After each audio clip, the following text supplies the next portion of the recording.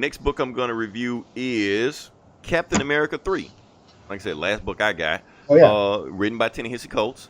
And Hmm. so, and basically how the book starts off, they are in Kathy, I'm probably saying it wrong, Alberia, and basically it's Sharon Carter because she was sent on a mission by Thunderbolt Ross with these two guys, and she's driving in this back road with these guys. She's in the back seat, but she's like, it's okay, you don't have to take me here. I've been to this place before. I can go here on my own. And the two guys are telling her, no, it's okay to take this back road. It's better this way. So Sharon's antennas are already up. So she just went ahead and just takes one guy out, stabs him, shoots him, stuff like that, and holds the other guy hostage. You like, get out the car, so because she knows something isn't right. So while they're doing that, we go back to Steve Rogers. He's undercover because he's been benched by Thunderbolt Ross. So he's undercover right now. He's in the small town. They never give the name of the small town, but he's there talking to this townie. He's there and he's just telling this whole situation about how his son is on drugs and his wife's on disability and he got laid off from his job. And Steve is asking him, so what happened? Why are you doing so bad in life right now? He's like, why do you think? Because of Hydra. And he was like, because of Hydra? He's like, yeah. When Hydra was in charge, they had health care for everybody. They had jobs for everybody. They cleaned up the streets from drugs. Everybody had money in their pocket. It was a stable economy. Now look, I don't agree with everything they did because they were some fucking Nazis. But you got to admit that life was better when they were there. So then what changed? He was like, well, even though Hydra's there, there's another team that stepped in, called themselves the Power Elite, and they decided to step in and decided, pick up the pieces where Hydra left off. They decided to fund everything, help clean the drugs, and now everything is getting back to where it was before. So yeah, this is how America is supposed to be. So he holds up a beer, toast with Steve Rogers. Now this is the real America, So Steve leaves. He's sitting there talking to this guy like, man, this guy's a fucking dumbass. That ain't the real America. The real America is like when Pearl Harbor bombed us and we all agreed on the same policies and principle because America was united. That's the real America. He's talking to himself. Why he's muttering to himself and like that. Bug-shaped spaceship flies over his head, teleports him to the spaceship, and it's Black Panther and Okoye. Because apparently Wakandans can teleport now.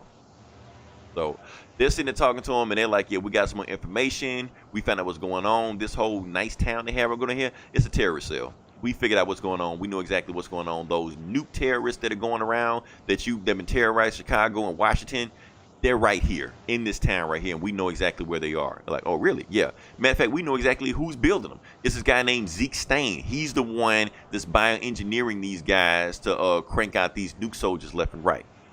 And Cap's like, oh, damn. And Black Panther like, no, it's worse than that. Not only is Zeke the one doing this stuff, he's being funded by somebody in Washington. Cap's like, oh, shit. At this point, I shouldn't even be surprised anymore. And Black Panther giving this long speech. No, Cap, you should be surprised. Because the moment that you don't have any faith in America, that's when America dies. Giving him the long speech like that. So like, okay, anyway, give me the plan. What's going on? And he tells him, okay, tell you what, Cap, this is what I'm going to do for you.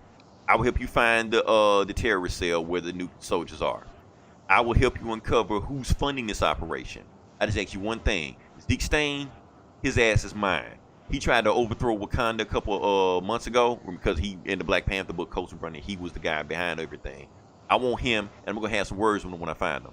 And Cap's like, okay, deal. Let's find him. But one thing, with these soldiers, these American soldiers, is there any way we can save them? And Black Panther's like, nah, we can't save them. I had my scientists look at it every single way we can. There's nothing we can do. So they decide to rush in.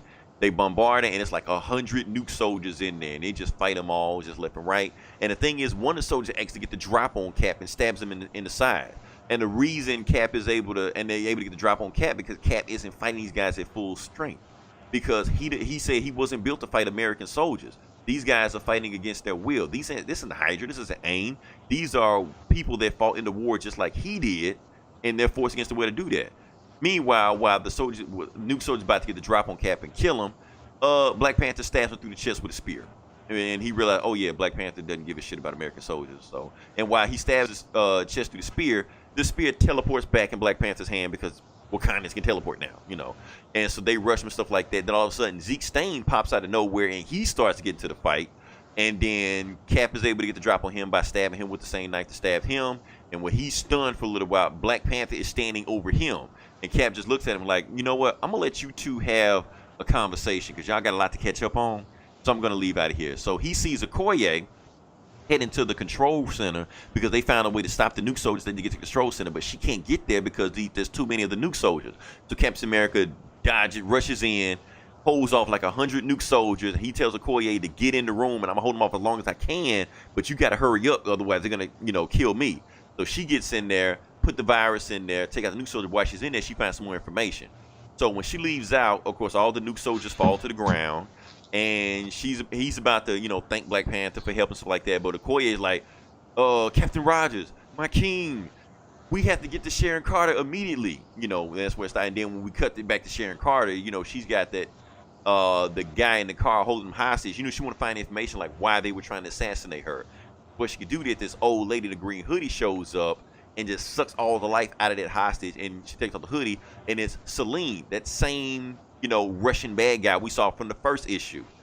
And she's like, I'm here to answer all your questions, Sharon Carter. And that's how the book ends. So, yeah.